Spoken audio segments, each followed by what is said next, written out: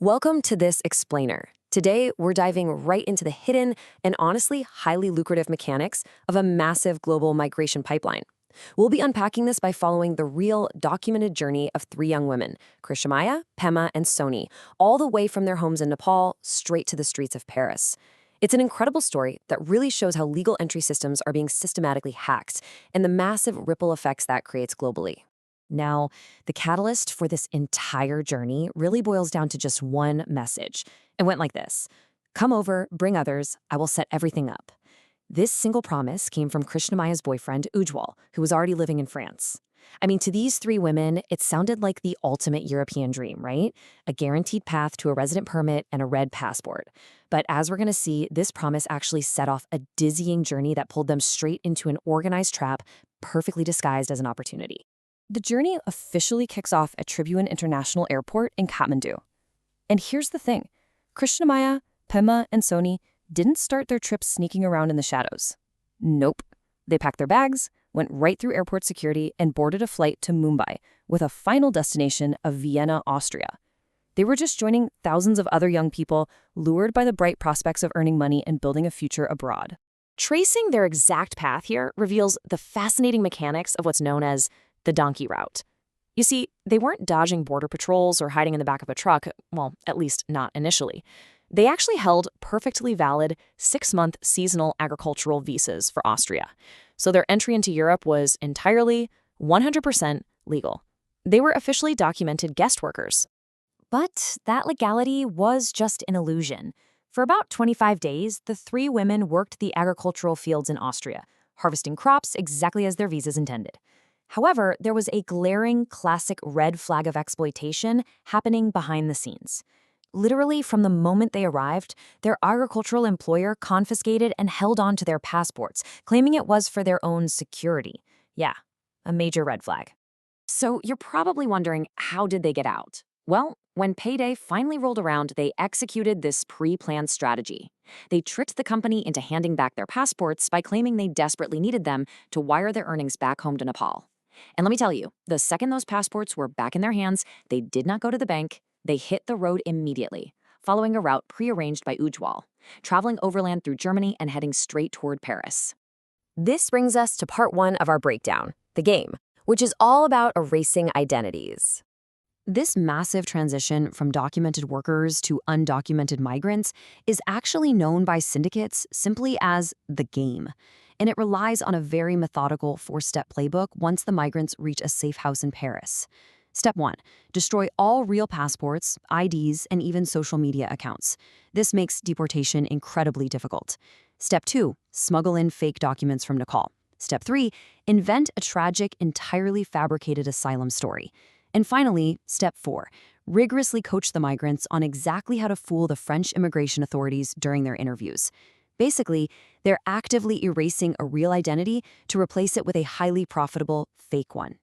In practice, this identity erasure is incredibly calculated. Take Pema and Soni, for example. They are Nepali citizens of Mongolian ethnicity. To gain the French humanitarian system, the syndicate actually had them learn the Tibetan language while they were still working the fields in Austria. Why? So that once they burned their Nepali passports in France, they could fraudulently but convincingly claim to be persecuted Tibetan refugees. It's wild. But what about Krishnamaya? She didn't look Tibetan, so that specific ruse just wouldn't work for her. But the syndicate, they just adapted. They literally copied a previously successful asylum application from a Romanian migrant who had passed through their network earlier. They fabricated this harrowing, completely fake tale for Krishnamaya, claiming she was a victim of severe female discrimination, complete with a fake divorce, invented domestic violence, and fabricated death threats from her own family. Now let's move into part 2, the asylum trade, and how it operates as a highly lucrative syndicate. Following the money here reveals exactly how lucrative this whole operation is. At the absolute top of the chain, Ujjwal and his associate, Kalpana, essentially ran a full-blown transit hub out of a house in Paris. And believe me, this wasn't charity. They charged the migrants massive fees up front, way before they even left Nepal. Then, once the migrants actually completed the game and arrived in France, the syndicate demanded even more money just to facilitate those fake asylum applications. And the exploitation gets even deeper when we look at the waiting period loophole. You see, once an asylum claim is filed in France, there is a mandatory waiting period. It's roughly 6 months before any decision is made. During this loophole period, applicants have absolutely no legal right to work. They are completely in limbo. And the syndicate turns this exact vulnerability into another huge opportunity for exploitation. Since the women obviously need to survive and, pay off their mounting smuggling debts, Kalpana steps in as an underground employment broker. She places these undocumented women into off-the-books jobs all across Paris. We're talking beauty parlors, restaurants, cleaning services. The migrants are forced to work in the shadows, and Kalpana, of course, takes a continuous cut of their already meager wages as her quote-unquote commission. So, the absolutely crucial point you should take away from this is that the syndicate's business model is essentially a double earning scheme. They are profiting twice off the exact same people. First, they extract huge sums by smuggling them into the country and organizing their fraudulent asylum claims. Second, they act as modern-day labor traffickers, exploiting the migrants' vulnerable, undocumented status to skim ongoing profits from their cheap, illegal labor. It's a closed loop of exploitation. Which brings us to our final section, Part 3, the macro impact and the true cost of the donkey route. You see, this micro-level exploitation quickly scales up into a massive geopolitical problem. The systemic, highly organized abuse of the French asylum system actively overwhelms a network that was designed for humanity. It literally steals time, resources, and actual spots from genuine refugees who are fleeing real, life-threatening wars and persecution. On top of that, the source material notes that this orchestrated fraud severely damages Nepal's international image, steadily devaluing the global strength and respect of the Nepali passport for every honest traveler out there. This leaves us to consider the chilling reality of the donkey route.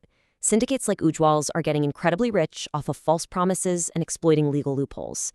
But as these networks continue to grow, we really have to ask, how much longer can the international community support an asylum system that is buckling under the weight of organized, orchestrated fraud?